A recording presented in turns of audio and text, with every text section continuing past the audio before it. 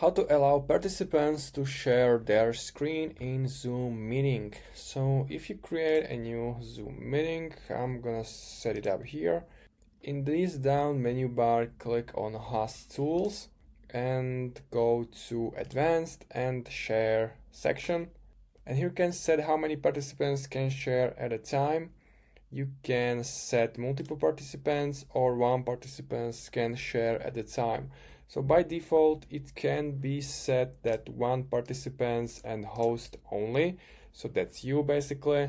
And if you want to allow others, make sure to select this multiple participants can share, and then all participants can share. You can also set only one participant can share at a time, and who can share all participants, and also who can share when someone else is sharing. You can set all or just you or the host.